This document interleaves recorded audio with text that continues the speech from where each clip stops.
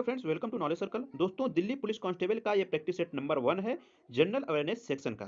तो स्टार्ट करते हैं आज का अपना पहला प्रश्न। पहले प्रश्न में पूछा गया है, विशाल स्नानागार ग्रेट बाथ कहाँ मिला था? तो इसका जो सही आंसर हो जाएगा ऑप्शन नंबर 4, मोहनजोदड़ो। दोस्तों, हम आपको एक इमेज दिखाना चाहेंगे। इस इमेज में आपको ये कुंड जो दिख रहा है, इसके आसपास 8 स्नानागार मिले थे इतिहासकारों को, और वही विशाल स्नानागार के नाम से जाना जाते हैं। बहुत ही आधुनिक तरीके से वो स्नानागार बनाए गए थे। और इस ये जो आप कुंड देख रहे हैं, एग्जाम में कभी-कभी इस कुंड की लंबाई और चौड़ाई पूछ ली जाती है। तो इसकी जो लंबाई है वह 11 मीटर है और इसकी जो चौड़ाई है वह 7 मीटर है। इस चीज़ को आप लोग याद रखिएगा। नेक्स्ट प्रश्न है, बेगम रजिया सुल्तान के पिता कौन थे? ये भी क्वेश्चन जो है ये 2017 के एग्जाम में पूछा गया है। दोस्तों, यहाँ पर हमने बहुत सारे क्वेश्चन जो हैं पिछले एग्जाम से भी रखे हैं, तो आप लोगों के लिए बेहद ही इंपॉर्टेंट है। इससे आपको ये पता चल जाएगा कि एग्जाम का लेवल, जो क्वेश्चन का लेवल है, वह कुछ इस तरीके से आपको मिलने वाला है एग्जाम में। तो आप लोग वीडियो को पूरा देखा करिए, तभी आपको अपनी एक्चुअल स्थिति पता चल पाएगी, आपकी तैयारी कैसी है।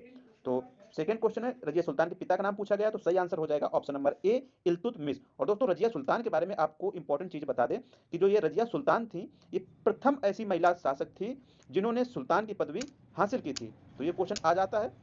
और इनका जो कार्यभार था वह 1226 से लेकर 1240 ईस्वी तक था। तो ये पॉइंट्स आप लोग याद रखा करिए। नेक्स्ट है, कलारीपयट्टू किस राज्य का मार्शल आर्ट है? तो ये जो मार्शल आर्ट है, एक प्रकार की युद्ध कला है, ये केरल से संबंधित है। तो ऑप्शन नंबर 4 एकदम से सही हो जाएगा, केरल। अगला प्रश्न है पॉलिटिकल साइंस से। यहाँ पर पूछा जा रहा है कि भारत के संविधान का ढांचा तैयार करने के लिए हमने संघीय व्यवस्था की योजना किस देश से ली है? तो दोस्तों, इसका जो सही आंसर हो जाएगा ऑप्शन नंबर 3, कनाडा से संघीय व्यवस्था ली गई है। और जो संसदीय व्यवस्था ली गई है वो कहां से ली गई है, मोस्ट इंपॉर्टेंट है, वह ली गई है ब्रिटेन यानी यूके से। अगले प्रश्न की ओर बढ़ते हैं। पांचवें प्रश्न पूछा जा रहा है कि भारत के राष्ट्रपति के पास आपात अधिकार होते हैं, तो कितने आपात अधिकार होते हैं आपको बताना है। बेहद ही इंपॉर्टेंट है, 2017 के एग्जाम में ये भी क्वेश्चन पूछा गया था। तो आप लोग बताइए इसका सही आंसर। सही आंसर हो जाएगा दोस्तों 3। जो राष्ट्रपति होता है उसके पास 3 प्रकार की आपात शक्तियां होती हैं। कौन कौन सी होती हैं ये भी आप लोग सुन लीजिए। एक तो होती है अनुच्छेद 352 के तहत, बाहरी युद्ध से, युद्ध जो बाहरी देश से युद्ध होता है उस स्थिति में वह आपातकाल लगा सकता है, अनुच्छेद 352 यानी 352। बहुत ही इंपॉर्टेंट है, आप लोग याद रखिए। दूसरी जो इस इनके पास अधिकार है आपातकालीन से संबंधित, वो है अनुच्छेद 356 के तहत। राष्ट्रपति शासन जब राज्यों में लगता है तो यही अनुच्छेद के तहत राष्ट्रपति शासन लगता है। तो सेकेंड जो आपात की शक्ति है वह है राष्ट्रपति शासन जो राज्यों में लगती है। और एक और अनुच्छेद है 360 अनुच्छेद के तहत राष्ट्रपति जो के पास जो अधिकार है वह है वित्तीय आपात का। तो ये 3 आपात हैं, ये आप लोग याद रखिए, 3 आपातकालीन शक्तियां हैं। और ये अनुच्छेद जो हैं 352, 356 और 360, ये आप लोग सीरियल से याद कर लीजिए। नेक्स्ट है प्रश्न नंबर 6वां, निम्नलिखित में से कौन भारत में स्थायी कार्यपालिका का एक हिस्सा है? यहाँ पर आपको 4 ऑप्शन देखने को मिलेंगे और काफी अच्छा क्वेश्चन है ये। देखिए दोस्तों, जब स्थायी कार्यपालिका की बात हो रही है तो यहाँ पर सही आंसर हो जाएगा प्रशासनिक सेवक, यानी आपके जो आईएएस ऑफिसर होते हैं उनकी बात हो रही है। तो ये स्थायी कार्यपालिका के सदस्य होते हैं। और आपके प्रधानमंत्री, राज्य के मुख्यमंत्री और रक्षा मंत्री, ये 5 वर्ष के लिए नामित होते हैं, चुने जाते हैं जनता के द्वारा।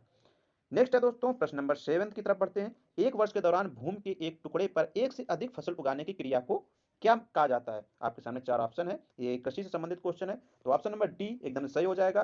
2017 में क्वेश्चन पूछा गया था, जब एक वर्ष में भूमि के एक टुकड़े पर 2 से अधिक फसल उगाई जाती, सॉरी, एक से अधिक फसल उगाई जाती, तो उस प्रक्रिया को कहते हैं बहुखंडी प्रक्रिया। अगला प्रश्न 8 नंबर, किसी भी देश में सर्वोच्च स्थायी निकाय द्वारा किए गए संविधान में परिवर्तन को क्या कहा जाता है? तो बेहद ही आसान क्वेश्चन है, ऑप्शन नंबर सी, संवैधानिक संशोधन। दोस्तों, पूरा वीडियो देखने के बाद आप लोग कमेंट में ये जरूर बताया करिए कि आपके क्वेश्चन कितने सही हुए हैं। और इस प्रैक्टिस सेट का रिव्यू जरूर दिया करिए कि कैसा प्रैक्टिस सेट है, हमारे चैनल के द्वारा कैसा प्रैक्टिस सेट करवाया गया है। और आने वाले समय में आपको और अच्छे से अच्छा ये एजुकेशनल मैटर प्रोवाइड कराने की कोशिश करूंगा। नेक्स्ट है, नवा क्वेश्चन है, कौन सी घटना असहयोग आंदोलन को वापस लेने का मुख्य कारण बनी थी? तो बहुत ही इंपॉर्टेंट क्वेश्चन है। देखा होगा आप लोगों ने, गांधी से संबंधित क्वेश्चन अक्सर परीक्षा में पूछे जाते हैं, तो गांधी से संबंधित ये क्वेश्चन है।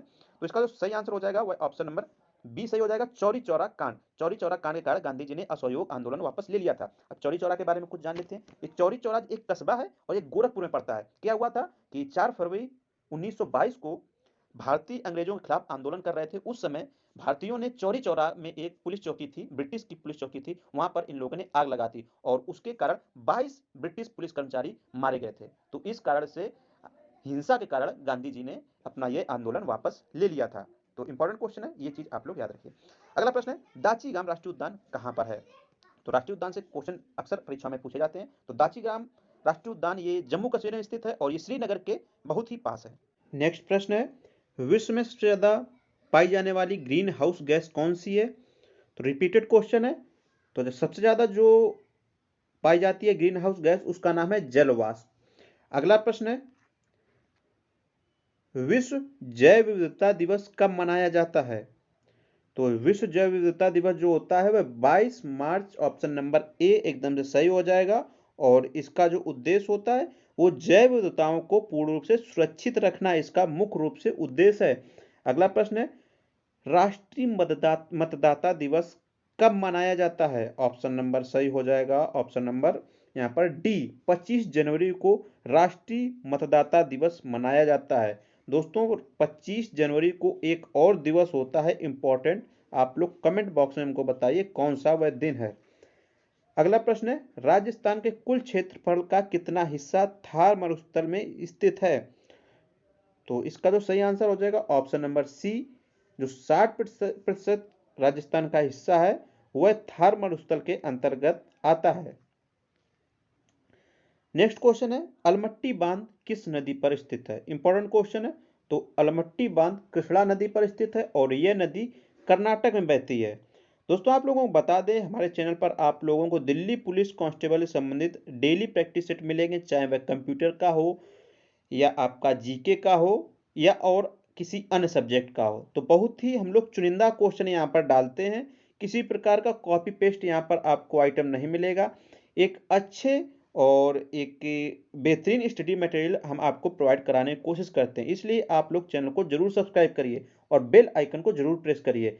नीचे लिंक दी गई है डिस्क्रिप्शन में, वहां से आप लोग पीडीएफ डाउनलोड करिए और टेलीग्राम ग्रुप से जुड़िए, व्हाट्सएप ग्रुप है, आप हमसे डायरेक्ट संपर्क कर सकते हैं। तो सारी सुविधाएं आपको हम प्रोवाइड कराने की कोशिश करते हैं और लगातार आप मेहनत करिए और इस एग्जाम को क्रैक करिए। नेक्स्ट क्वेश्चन है, निम्नलिखित में से किस क्षेत्र में मक्का प्रमुख भोजन है? तो मक्का इंडिया बहुत ज़्यादा ये फेमस अनाज है, लेकिन मुख्य भोजन इंडिया का तो नहीं है, इसलिए मध्य अफ्रीका का यह मुख्य भोजन है। ऑप्शन नंबर सी एकदम सही हो जाएगा। देखते हैं मक्का में कौन कौन से पोषक तत्व पाए जाते हैं। तो इसमें विटामिन ए, विटामिन सी और विटामिन ई पाई जाती है और कार्बोहाइड्रेट प्रचुर मात्रा में मक्का में पाई जाती है। तो इस चीज को आप लोग याद रखिए। अगला प्रश्न है, मानव का इसमें से कौन सा लक्षण आनुवंशिकी नहीं हो सकता है? यानी जेनेटिक इसमें से लक्षण कौन सा नहीं है? तो ऑप्शन नंबर ए इन्फ्लुएंजा, ये जेनेटिक लक्षण नहीं है, यह एक प्रकार की बीमारी है। नेक्स्ट क्वेश्चन है, इसमें से कौन सा पंछी उड़ नहीं सकता है? तो ऑप्शन नंबर डी एकदम सही हो जाएगा, एमू आपका नहीं उड़ सकता, हालांकि पंछी है लेकिन ये उड़ता नहीं है। और आपका ये जो मोर, बतख, स्टार के सारे पंछी आपके उड़ सकते हैं। नेक्स्ट है, बहुत अधिक ऊंचाई पर मनुष्य की लाल रुधिर कणिका यानी आरबीसी कणिका ये बढ़ जाती है, घट जाती है, क्या होता है? तो दोस्तों आप लोगों को बता दें, जब मनुष्य काफी ऊंचाई पर जाता है तो उसकी आरबीसी जो है वह अचानक से बढ़ जाती हैं। तो ऑप्शन नंबर बी एकदम से सही हो जाएगा। नेक्स्ट क्वेश्चन है, जीवाणुओं को नष्ट करने के लिए निम्नलिखित में से किस गैस का प्रयोग किया जाता है? काफी आसान क्वेश्चन और रिपीटेड क्वेश्चन है। तो इसका जो सही आंसर हो जाएगा क्लोरीन। अक्सर हम लोग घरों में भी क्लोरीन का यूज करते हैं, पानी में लोग क्लोरीन का यूज करते हैं। तो सिंपल क्वेश्चन है, दैनिक दिनचर्या से संबंधित क्वेश्चन है, क्लोरीन जीवाणुओं को नष्ट करने के लिए प्रयोग किया जाता है। साथियों नेक्स्ट क्वेश्चन है 21, हरे फलों को कृत्रिम रूप से पकाने के लिए क्या प्रयुक्त किया जाता है? तो इसका जो सही आंसर हो जाएगा option number A ethylene. Ethylene के का प्रयोग करके जो कच्चे फल हैं उनको पकाने का काम किया जाता है। अगला प्रश्न है, भारत द्वारा सबसे ज्यादा निर्यात किया जाने वाला कृषि पदार्थ कौन सा है? ऑप्शन नंबर आपके सामने चार है, चाय, कॉफी, बासमती चावल और दाल। तो इनमें से ऑप्शन नंबर सी सही हो जाएगा, बासमती जो चावल होता है भारत से काफी बड़ी संख्या में ये एक्सपोर्ट किया जाता है। अगला प्रश्न है, भारत में नोट छपाई की जगह निम्न में से कहाँ है? आपके सामने पांच चीजें दी गई हैं, पांच जगह दी गई हैं, नासिक, होशंगाबाद, हैदराबाद, औरंगाबाद और देवास। तो नासिक में भी छपाई होती है, होशंगाबाद में भी छपाई होती है, आप लोगों ने ये भी पढ़ा होगा, और हैदराबाद और देवास औरंगाबाद में छपाई नहीं होती है नोट की। तो ऑप्शन नंबर बी एकदम से राइट हो जाएगा। नेक्स्ट क्वेश्चन है, नाबार्ड में भारत सरकार का कितना प्रतिशत हिस्सा है? तो नाबार्ड से क्वेश्चन अक्सर परीक्षाओं में देखने को मिलते हैं। तो ऑप्शन नंबर सी एकदम से सही हो जाएगा, 99% जो हिस्सेदारी है वह नाबार्ड में भारत सरकार की है। और नाबार्ड का कभी कभी फुल फॉर्म पूछ लेते हैं, तो आप लोग याद रखिए, राष्ट्रीय कृषि एवं ग्रामीण बैंक, और इसकी स्थापना हुई थी 1982। याद रखिए आप लोग, 1982 में इसकी स्थापना हुई थी। अगला प्रश्न है स्पोर्ट्स से 25 क्वेश्चन नंबर, सचिन तेंदुलकर ने अपना 100वां शतक किसके खिलाफ लगाया था? तो ऑप्शन नंबर ए, बांग्लादेश के खिलाफ सचिन तेंदुलकर ने अपना 100वां शतक पूरा किया था और ऐसा करने वाले यह विश्व के एकमात्र बल्लेबाज हैं। अगला प्रश्न है, दादा साहब फाल्के पुरस्कार की शुरुआत कब हुई? अच्छा क्वेश्चन है काफी। ऑप्शन नंबर सी एकदम से सही हो जाएगा। दादा साहब फाल्के पुरस्कार की शुरुआत हुई थी 1969 में। और यहाँ से आपको करंट अफेयर सेक्शन से भी क्वेश्चन बन सकता है कि 2020 का जो दादा साहब फाल्के पुरस्कार है वह किसको मिला। तो आपको बताना चाहूंगा मैं कि 2020 का दादा साहब फाल्के पुरस्कार मिला है ऋतिक रोशन की फिल्म सुपर 30 और उनको इसी फिल्म के लिए बेस्ट बेस्ट एक्टर का भी पुरस्कार दिया गया है। और दोस्तों अगर आप लोग स्टूडेंट, जाहिर सी बात, अगर इस वीडियो को देख रहे हैं तो स्टूडेंट होंगे, तो आप लोगों को सुपर 30 मूवीज जरूर देखनी चाहिए मेरे हिसाब से, क्योंकि उसमें आपको मोटिवेशन मिलेगा और कभी भी आपको ये नहीं लगेगा कि हमारे पास संसाधन की कमी है तो हम सक्सेस नहीं हो सकते हैं। तो एक अच्छी मूवी आपको देखनी चाहिए। नेक्स्ट क्वेश्चन है, ब्लैक पैगोडा किस प्रदेश में है? आपके सामने चार ऑप्शन है हर बार की तरीके, और इसका जो सही आंसर हो जाएगा ऑप्शन नंबर ए, उड़ीसा में ब्लैक पैगोडा स्थित है। अच्छा, ये ब्लैक पैगोडा जो है ये कोणार्क के सूर्य देवता का जो मंदिर है उसी को कहा जाता है। तो कभी कभी क्वेश्चन घुमा कर भी पूछ देते हैं, तो याद रखिए जो सूर्य देवता का मंदिर है कोणार्क में, तो उसी को ब्लैक पैगोडा कहा जाता है। अगला प्रश्न है, केंद्रीय बौद्ध अध्ययन संस्थान कहाँ स्थित है? तो केंद्रीय बौद्ध संस्थान अध्ययन संस्थान जो है वो जम्मू एंड कश्मीर में स्थित है। ऑप्शन नंबर ए एकदम सही हो जाएगा। अगला प्रश्न है, सुप्रीम कोर्ट के जजों की संख्या को कौन बदल सकता है? मोस्ट इंपॉर्टेंट क्वेश्चन है, पॉलिटिकल साइंस है, तो ऐसे क्वेश्चन अक्सर चकमा देते हैं स्टूडेंट्स को। तो इसका जो सही आंसर हो जाएगा ऑप्शन नंबर यहाँ पर बी, कानून द्वारा संसद, मतलब संसद कानून बनाकर इन संख्याओं को चेंज कर सकती है। अगला प्रश्न है, प्रधानमंत्री कार्यालय यानी पीएमओ के बारे में कौन सा कथन असत्य है? तो इसमें से आपको एक कथन जो इसमें असत्य दिया गया उसको छांटना है। जो सही आंसर हो जाएगा ऑप्शन नंबर ए, यह एक संवैधानिक संस्था है, यह संवैधानिक संस्था नहीं है पीएमओ। तो दोस्तों आज का जो प्रैक्टिस सेट है यही समाप्त होता है। अगर आप लोगों को प्रैक्टिस सेट अच्छा लगा तो लाइक करिए और वीडियो अच्छा लगा तो शेयर करिए। अगर इसमें किसी प्रकार की आपको खामियां नजर आ रही हैं तो कमेंट में हमको जरूर बताइए, अगले वीडियो में हम निश्चित तौर पर उन खामियों को जरूर दूर करेंगे।